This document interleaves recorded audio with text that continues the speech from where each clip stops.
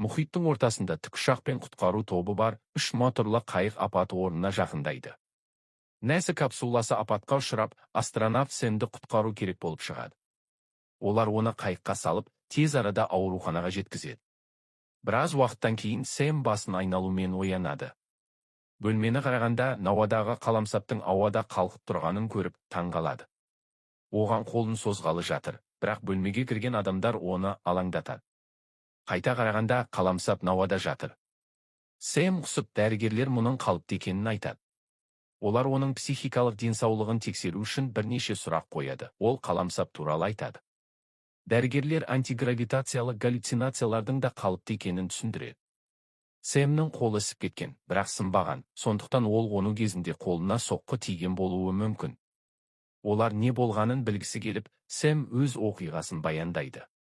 Ол миссия басқару орталығынан координаттар алып, бәрі жоспар бойынша жүріп жатқанын, бірақ кейін бір нәрсеге соғылғанын айтады. Сэм еркін құлау кезінде есінен танып қалған болуы мүмкін, бірақ бұған сенімді емес. Дәрігерлер капсуланы тесіп, дулығасын сындырған бір нәрсе болғанын айтады. Ол не екенін білмейді, бірақ метеорит қалдықтары деп болжайды. Оның костюміндегі бөлшектер талдауға жіберіледі. Кейін Сэмді күйеуі Марк пен қызы іздей келеді. Бірақ ол әлі карантинде болғандықтан тек шыны қабырға арқылы сөйлесе алады. Әкесі Уильям да келіп, Пентагон нәсімен бірігіп апатты зерттейтінін, өйткені оның қайта кіруі кезінде анықталған жұмбақ жиіліктерді декодтағысы келетінін хабарлайды. Оны тілшілер мазаламас үшін үкімет үйі бөлінген. Дәрігер отбасылық кездесуді үзіп, Сэмді қосымша тексеруге алып кетеді. Сэм Иззидің қолын шыныға тигізіп, жақын арада кездесетініне уәде береді. Ақыры Сэмді көшіру уақыты келгенде, оны шалғайдағы үйге толық конвой жеткізеді. Доктор Мишель оған үйді көрсетіп, үкіметтің бұл жерді 50 жылдары қару сынау үшін сатып алғанын, қазір дипломаттарға арналған үй екенін түсіндіреді. Сыртта телескоп бар, Сэм ғарышты сағынбайды. Оны қолданғанда ауырсынатын сырлы естіп, оғаш естеліктердің көріністерін көріп, бас айналады. Мишель бұның қалыпты екенін айтып, дыбыс жоғалғанша оны жұбатады. Кейін Мишель Сэмге мұрнынан қан кету және галлюцинация сияқты белгілер болатынын еске салады. Егер ол жұмысқа қайта оралғысы келсе, қалпына келуге шоғырлануы керек, өйткені 2 айдан кейін бағалау тесті болады. Дәрігерлер әр таңда тексеріске келеді. Команда кеткен соң, Сэм қатты бас ауруын сезеді, температурасын өлшейді, бірақ қызуы жоқ. Қолындағы таңғышты жылжытып, қорқынышты көгерген жерді байқайды. Содан соң ол заттарын аша бастайды, бірақ мұрны қанай бастағанда тоқтайды. Сэм ас үйге мұрнына шүберек алуға барады да, ең жақын досы Валдан бейне қоңырау алады. Сөйлесіп жатқанда Сэм кенет қатып, бірнеше секунд аулаға қарайды. Вал оның атын шақыра береді. Сэм кешірім сұрап, бір нәрсе көргендей болғанын айтады. Басқа бөлмеге көшкенде сыртта көлеңкеде бір нәрсе қозғалады.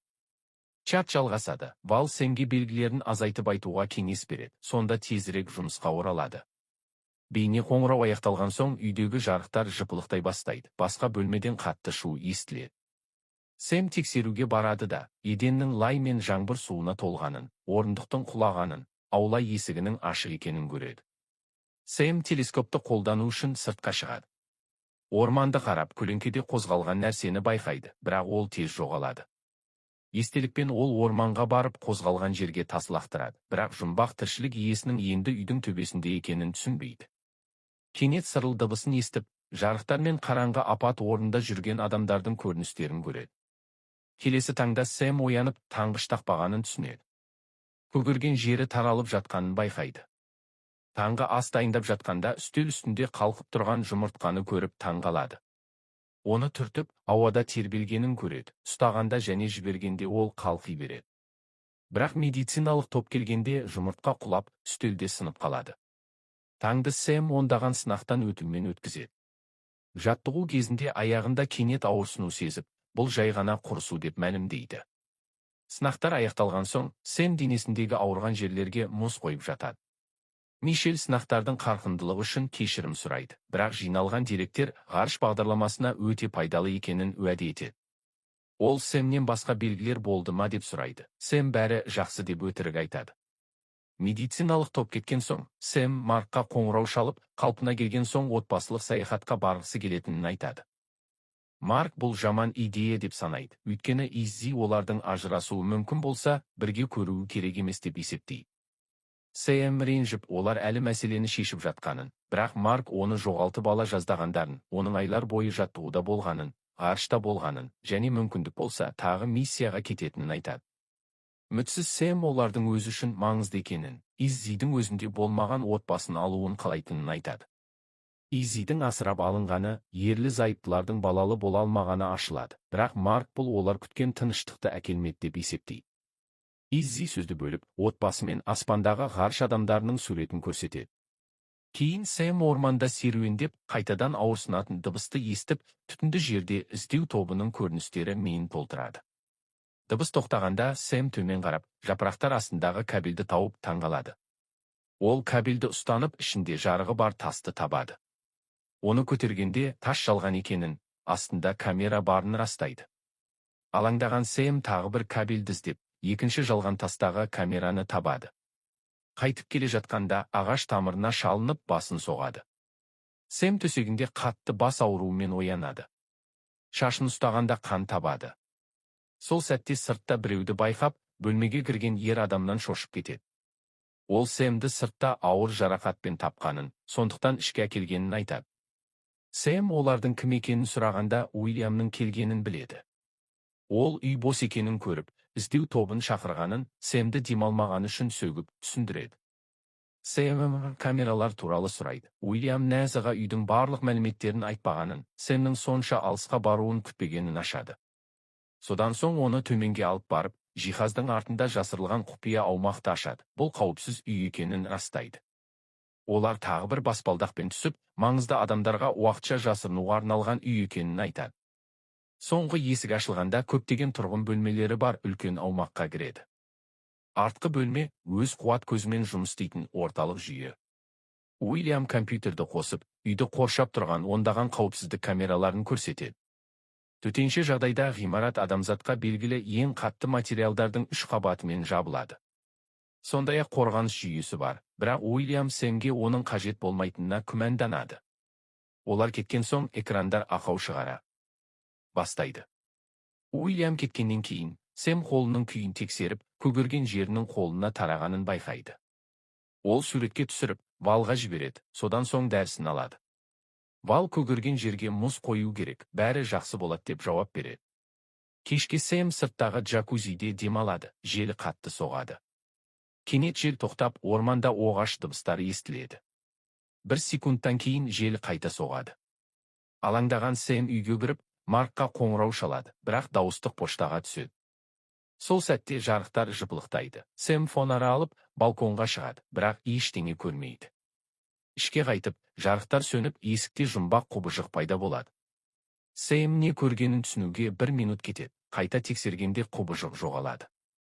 Жарықтар қайта жанады. Сэм есікті ашып, фонармен айналаны қарайды, бірақ ештеңе таппайды. Сэм ішке қайтып, есікті құлыптап, дабылды қосады. Жатын бөлмеге бара жатқанда үйдің жиі кенет қауіптің енгенін, құлыптау басталғанын хабарлайды. Металл панельдер есіктер мен терезелерді жауып, Сэмді ішке қамайды. Ол дереу қоңырау шалуға тырысады, бірақ телефонында сигнал жоқ. Сырыл дыбысы құлағын ауыртқанда артынан шу естіледі, бірақ бұрылғанда ештеңе жоқ. Көрші бөлмеден ырылдаған дыбыс естіледі. Қорқып кеткен Сэм төменге түсіп, тіршілік иесі жанынан жүгіріп өтеді. Ол жақындағанын естіп, қуат қосқыштарына жүгіріп, бәрін басады, бірақ нәтиже жоқ. Шығу есіктері де ашылмайды. Сол сәтте бөлме есігінің тұтқасы қозғала бастайды. Сэм фонарды бағыттағанда тоқтайды. Біраз тартынғаннан кейін ол есікті ашып тексеруге шығады. Көп ұзамай жарықтар жыпылықтайды. Терезедегі өсімдік дірілдеп, Сэмді шошытып, фонарды түсіріп алады. Ол тез алып өсімдікке қарайды, бірақ қорқынышты қол шыныға тигенде айғайлайды. Сэм төменге жүгіріп, құпия кіреберісті ашып, қауіпсіздік камераларына жету үшін бункер аумағына барады. Алғашында экрандар жұмыс істемейтін сияқты, бірақ ақыры дұрыс қосқышты тауып қосады. Сэм үйдің айналасын қарап, шөпте отырған қорқынышты тіршілік иесін табады. Бірақ жарық жыпылықтағанда ол жоғалады. Кенет Сэм телефон шырылымен оянып, компьютер үстелінде ұйықтап қалғанын түсінеді.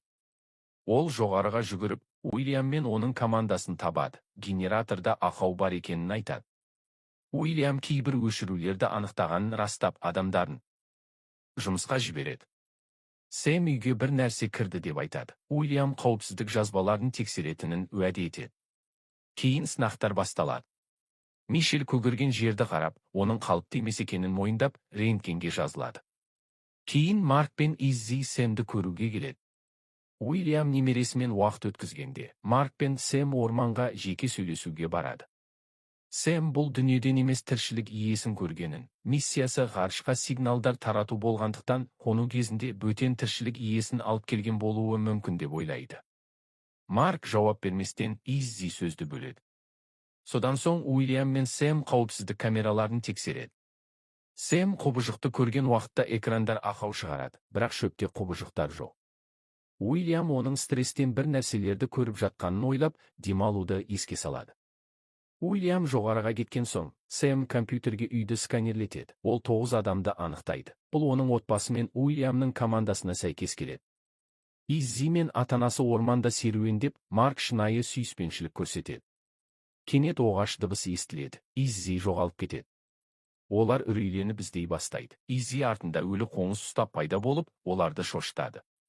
Ормандағы барлық қоңыздар сырылдап, біреуі ағашқа соғылып, отбасын қорқытып, қашуға мәжбүр етеді.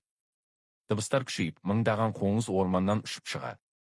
Отбасы үйге жасырынып, қоңыздардың терезелерге қонып, күн сәулесін жауып жатқанын қорқынышпен бақылайды. Біраз уақыттан кейін қоңыздар жоғалып, шыны өте жабысқақ болады. Ерлі-зайыптылар қарағанда барлық қоңыздар терезелердің сыртында өліп жатыр. Көп ұзамай тазалау тобы келіп, бәрін ретке келтіреді. НАСА офицері бұл экологиялық мәселе деп болжайды. Сэм капсула сынақтары туралы жаңалық сұрайды, бірақ зертханаларда әлі нәтиже жоқ. Марк Иззиді алып кетеді, бірақ кешке қайта келетінін уәде етеді. Кейін Сэм аяғының оғаш екенін сезіп, аяқ киімін шешеді, саусағының қанап жатқанын табады.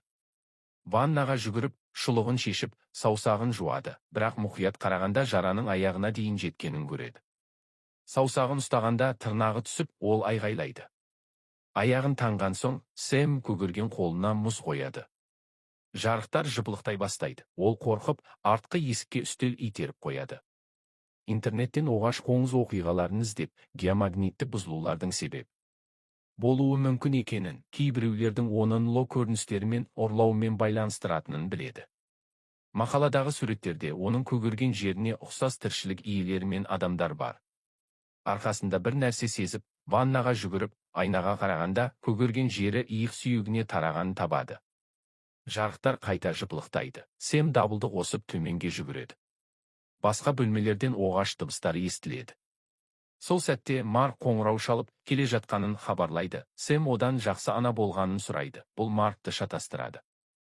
Жарықтар істен шыға бергенде үй тағы бір қауіпті хабарлап, құлыптауды бастайды. Сэм Маркқа үйде бір нәрсе бар екенін айтады, дыбыстар жақындайды. Көп ұзамай Марктың телефонындағы дауысы түсініксіз болады. Сэм бункерге баспалдақпен түсіп бара жатқанда арқасында шыдатпайтын ауырсыну сезіп құлайды. Баспалдақтан домалап ауыр түседі. Арқасын ұстағанда жұмбақ желатинді зат табады. Ұялы телефоны сынғанын байқап, жоғарыдағы дыбыстарды естіп компьютерге жүгіреді. Барлық камераларды тексереді, бірақ ешкімді көрмейді. Содан соң ғимаратты сканерлейді. Компьютер оның жанынан басқа бір адам бар екенін хабарлайды. Экрандар ақау шығарып, құбыжық үйде пайда болғанда, қорқып кеткен Сэм оларды өшіреді. Компьютер тағы сканерлеп, жоғарғы қабаттарда тағы 2 адам бар екенін растайды. Сэм бірнеше түймені басады, дәлізде төбеден түтін шыға бастайды. Ол келесі бөлмеге жүгіріп, ас үйді табады, бірақ онда да дыбыстар естіледі. Жиһаздың артына жасырынып, пеште құбыжықтың көрінісін көреді. Бақытына ол Сэмді көрмей кетіп қалады, бірақ есікке қарай жасырынғанда, екінші тіршілік иесі кіріп, ол қайта жасырынуға мәжбүр болады. Сэм бұлда кеткенше күтіп, есіктен жүгіріп шығады. Кейін Сэм ванна бөлмелерінің біріне жасырынып, есікті жиһазбен бөгейді. Кенет көгерген қолы ауыра бастайды, таңғышты алып терісінің жұмбақ затпен жабылғанын табады.